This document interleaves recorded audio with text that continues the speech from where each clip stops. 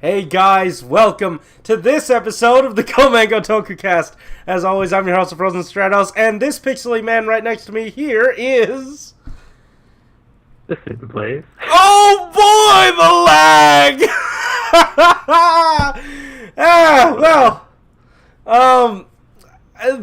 This is the Kamen Tokukast. We're going to be reviewing Kamen Rider Build, episode 35.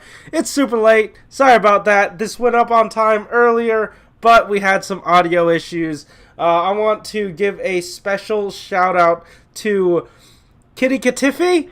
Kitty Cat Iffy? Something along those lines, for pointing that out to us so that we could rectify this. Sorry this is so late, but that's just how it is. Anyways, episode proper, it was really good. And Yeah. And in the original version of this, I really touched on how well this show is still, every single episode, able to balance both the drama and the comedy so well, and just switch between the two just like that. It was jarring in episode 1 when Banjo, tried to call his girlfriend and then suddenly she was kidnapped. But now, with a little bit more time with these characters and just a bit more development, we get...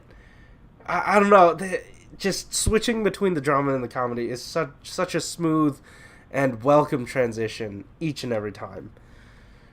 Yeah, and I feel like a lot of that has to come from like our actors being kind of naturally funny. Like they have the individual charisma to pull off all of their individual bits, and when they actually do come together for some of these divine moments, like we had in the middle of this episode with Grief and Isora. Oh, geez, like the emotions, the range of emotions, and how he chose to kind of like emote entire book, just thing I haven't really seen like before, like something uniquely Grief, and despite how irrelevant his character is because of his power level, I applaud him for actually staying somewhat relevant in my mind, at least. Yeah. Like, and we've technically been setting up, not necessarily to this moment, but this moment hits like a really good beat in, I guess, the arc of this subplot.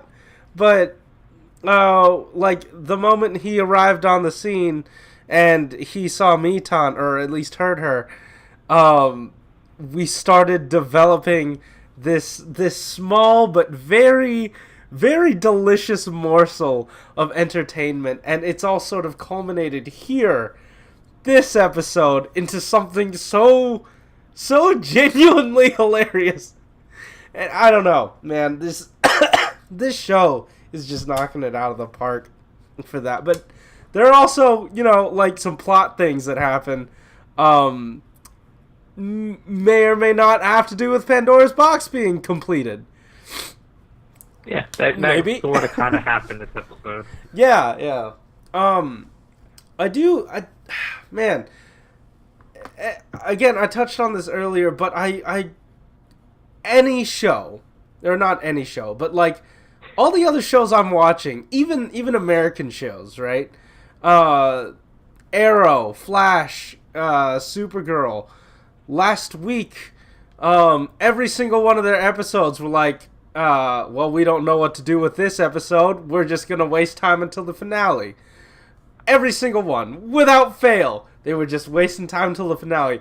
This show has stuff to do. It has a story to tell. It has no time for filler. They just go. And we're moving at breakneck speeds, trying to get this story out there, and I love it. I absolutely love it. In defense of the Fairverse, I am pretty sure 40-minute episodes are like the base of many superheroes, besides the Marvel ones on Netflix, but Netflix is its own thing. Yeah. So, like, what Kamen Rider Amazons tries to, like, mimic that 40-minute kind of block of content, they don't really pull it off all too well. So, I don't think it's justifiable to compare the two. Also, Arrow is complete garbage right now, so let's just like move on to the good stuff with Build. Hold on, I will say, like, I think they are at least comparable because of the writing staff, right? Like, this guy... Arrow does not have a writing staff. Let's move on. I'm just saying, this guy knows how to write, dude. Yeah, and like to kind of piggyback on your point about like the pacing, the only time like we kind of had like this whole little drought of action was right after Evolt kind of just like beats everyone, and he really has like no reason. Like he might have some reasons to keep Sento alive, and that's probably why he didn't just like straight up kill him and just not and just take all of his bottles. Probably he didn't have all of them on him. I don't really think that's the case. But once everyone kind of like recoups, or when they all kind of gather at the coffee place, Banjo just kind of Evolved and just teleports into that place, just kidnaps them all, and then just like, all right, now I'm gonna 1v3 you guys. I'm gonna pinata all of you guys, and we're just gonna get this whole show on to the finale. All right, yeah, cool with everyone. Yeah, and he did it in one episode, and I'm so glad he did that. Like, what he was waiting for this entire series was to get that final form. He's got his, I mean, it probably it's not his final form, but it's the form that he basically needs to kind of, follow through on his plans. So, what's stopping him from doing that? Nothing. So he just doesn't. But like, I will say, I absolutely love how he takes, like, this guy's so good at his plan. He goes through with it this episode, but he also takes time out of it to mess with the old dude who's just sexually attracted to the box and like licking it or something. Oh man, I was hoping that the episode to like kind of refresh memory about what happened. And one of the little frames I saw was just him on power. Yeah, and like in the previous review, that was like one of the points I was kind of like ranting about. It didn't really make too much sense in that review, so I'm trying to like clarify it a bit here. Great. What is Namba planning to do with that stupid ass box? No, I have no idea. His power, like they haven't given us a single as to how he's able to do it. Like Sento and every other person from Earth hasn't been able to tap into its power like Banjo and Evolt have. So, what are they gonna do? God, it's a big wall, and I have a thing that created a big wall. I don't know how to do anything with it, but I have the thing, and I am powerful. I love how I feel like they may have at least tried to set their characters' motivations up toward the beginning. I don't quite remember it, but here they tried to either call back to it or quickly set it up. Just have it immediately get torn down. He's like, oh yes, he has the box, but don't worry, Starscream. We won't let him have the... Oh no, he has the whole thing! You go and stop him somehow. And then Starscream shows up with a gun and gets flicked off the screen. Yeah, it's like nearly the immediate scene afterwards. Like he just runs off like the middle of nowhere. I'll give him props for that. Also, yeah, he tried. What is it? The old dude's kind of relationship with Evolt, or like I feel more comfortable saying Stark because that's who he was back then. I don't understand why he would ever trust him in the first place. Here's the thing. Like, what baffles me is everyone who's trusted him has gotten burned. This guy specifically said, yes, thank you, but I don't trust you. Despite that, I feel like out of everyone, he's got burned the most. Yeah, like what leverage does he have in that relationship that make him so confident? It's kind of like his children. like I know you have 2 forms ahead of me, but I shall take you down. It's like 2 freaking grease to knock you out. Like, what are you doing? Man, I don't know. The sorry state of that character. I'm waiting. I'm absolutely waiting for that guy to become relevant somehow. Like I trust these writers enough to sort of let it play out the way it will, because I expect something good out of that. Or at least will it be like a movie after the series, like they did with X8 and that one random that they kind of alluded to, like didn't develop the actual show?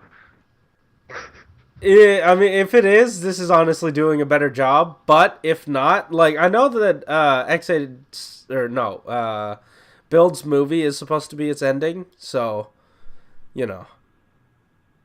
Oh, okay. Yeah. Well, so we'll have to wait so very long for that.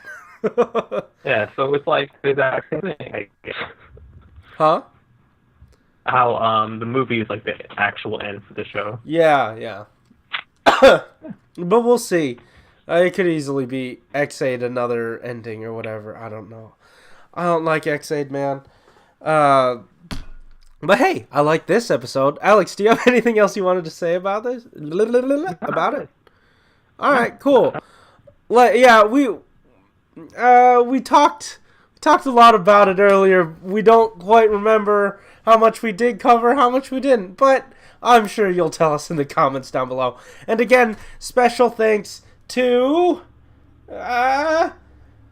Kitty Katiffy or Kitty Cat Iffy. Please correct me in the comments down below. I don't know which way to say this.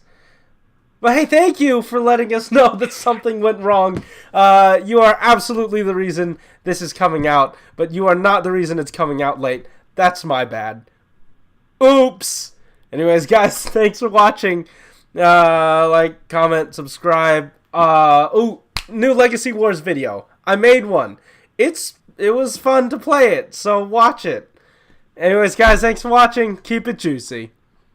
Oh, wait, but we have a live... Sorry, there's a live stream. We're going to be doing a live stream on Friday if everything... My Wi-Fi is going to be weird. Just one-on-one, or two-on-one right now. There's going to be a live stream. We're going to be streaming Heisei Generations Final. I have a poster of it right here. Heisei Generations Final. We're going to be streaming this movie. Not the movie. We're going to be streaming the watch-along. We're going to stream the watch-along of the movie. Make sure to download the overtime subs ahead of time if you want to join us. It's going to be happening at 12 a.m. Pacific Standard Time. So, like, Friday... the day this comes out, you will have maybe, like, 12-ish hours, if that, to get ready. We didn't really plan this too far in advance, but we're going to watch it, get it from Overtime Subs, watch it ahead of time if you'd like, and for this to be your second watch. But yeah, that's what's happening. Guys, thanks for watching. Now you can keep it juicy. Yeah, see ya. Ugh. Ow. You've been holding that one in? Not for too long. Alright. Yeah. That one... that didn't taste right. Yeah. Ugh.